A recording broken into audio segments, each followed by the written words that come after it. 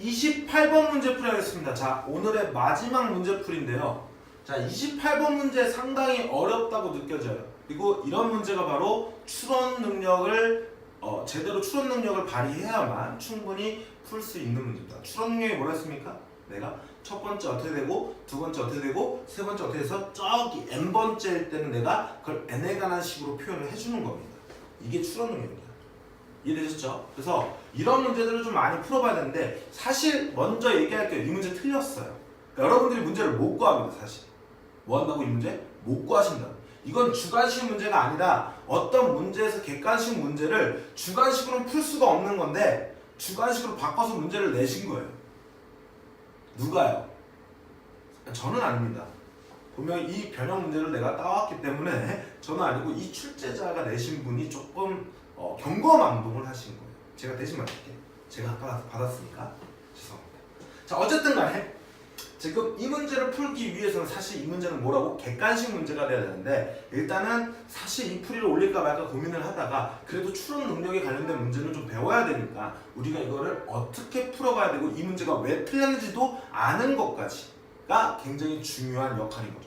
그러니까 문제를 틀렸으니까 선생님 잘못했어요 막 손가락짓하고 막 나한테 욕하고 막 이런 것만 하시는 게 아니라 이 문제가 왜 틀렸는지도 너네들이 판단할 줄 아는 실력이 된다 그러면 엄청난 효과가 있는 거야. 진짜 이해하셨죠? 지금 문제 잘못 올린 거에 대해서 선생님이 계속 변명을 대고 있는 중입니다. 자, 넓이에 관계없이 정사각형의 모양의 판자 한 개를 넣으면 이 판자를 9개의 작은 정사각형 모양의 판자로 자르는 게 있어요. 이걸 여기 이렇게 집어넣으면 돼요. 근데 넓이에 관계없다 그랬어. 그러니까 상관없이 어떤 정사각형 하나 집어넣으면 무조건 이렇게 뭐야? 9등분으로 뭐 한 거야? 줄어지는 9개 정사각형으로 뭐야? 줄어든다는 얘기야. 자른다는 얘기야. 뭐 이런 기계가 있대. 그런 거보다 하고 처음 잘린 9개의 정사각형 모양의 판자 중 몇 개인지 안 알려줬어요. 그건 미지수라는 얘기야. 몇 개의 판자를 한 개씩 기계에 넣어 각각을 또 9개의 정사각형 모양의 판자로 잘랐대. 일단 여기까지 해볼까? 자, 이렇게 9개가 있어. 9개가 있어. 그럼 첫 번째 시행일 때 우리가 어떻게 한다고요? 저 9개 중에서 9개 중에서 분명히 지금 첫 번째 시행이야.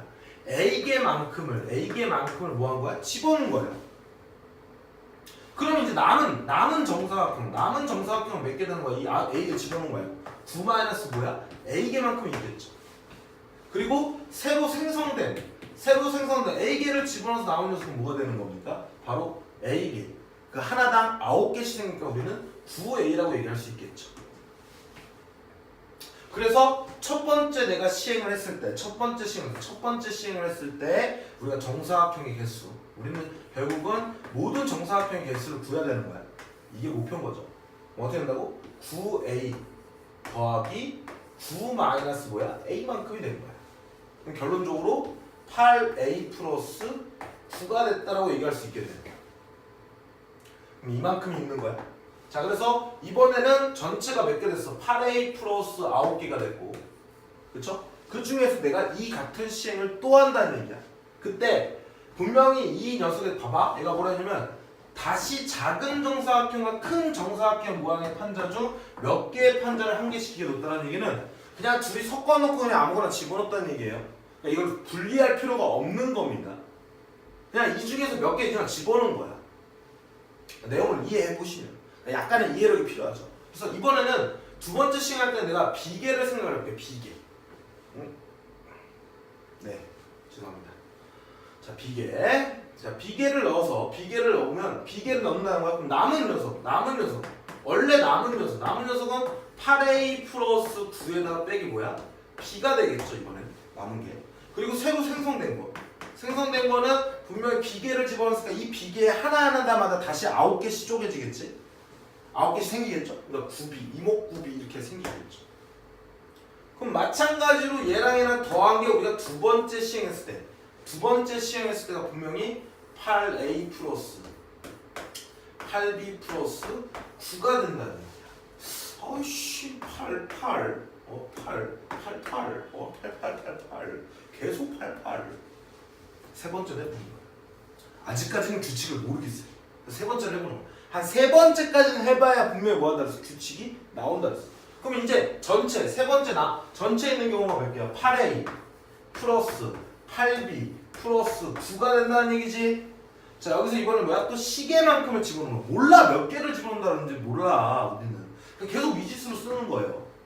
그러니까 니네들 이렇게 미지수 쓰는 거에 대한 두려움을 가져서는 안 됩니다. 그냥 쓰시는 거예요.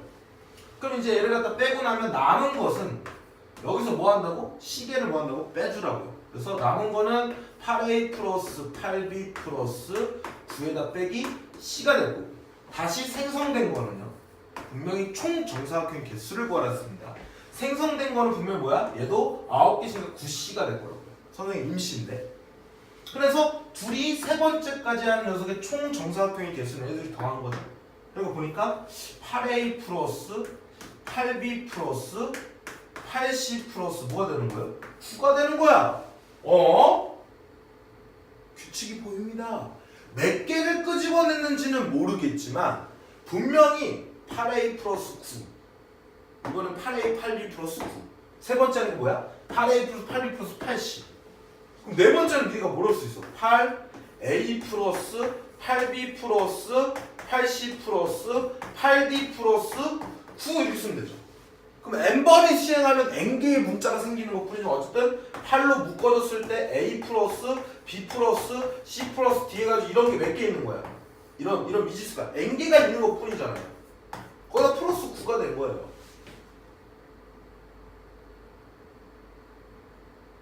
보여? 선생님 이것도 규칙인가? 이런 것도 규칙이야? 규칙이야. 이런 게 추론 능력이야. 보면 그냥 보이는 거야. 제대로 써놓으면. 그래서 이거를 갖다 내가 정리를 해본 거야. 정리. 그래서 이거를 내가 어떻게 하면 지금 8의 배수로 표현할 수가 얘도 뭐야? 8의 배수로 다 얘를 갖다 다 8의 배수로 표현할 수가 있잖아.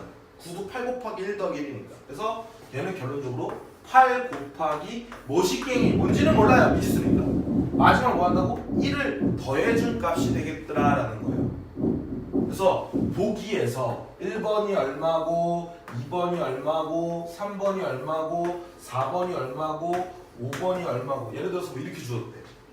여기 97, 여기 96, 여기 95, 여기 94, 여기 93이 주어도 돼. 그럼 결론적으로 내가 8로 나눴을 때 나머지가 얼마라는 얘기야? 1인 녀석의 값을 고르라는 얘기잖아요. 얘가 몇 개인지는 모르잖아. 그러니까 이 녀석을 모두 구할 수 없는 거 졸라 많을 거니까. 맞니? 이해되니? 그러니까 이 문제는 틀렸다고. 객관식으로 냈었어야 된다는 얘기예요. 객관식. 아니면 몇 번을 했다라고 알려주고 몇 개를 했다라고 알려주든지. 근데 뭐 몇 개를 했다 알려주면 추론 문제가 아니겠죠. 그래서 결론적으로는 8로 나눠서 나머지는 뭐야? 97이 될 거니까 얘가 답이야. 그쵸? 근데 이렇게 내서 얘가 5번인 걸 아는 거지. 얘를 갖다가 이렇게 했을 때 나올 수 있는 판자의 개수를 구하시려면 내가 뭘 써? 9개가 될 수도 있을 거고.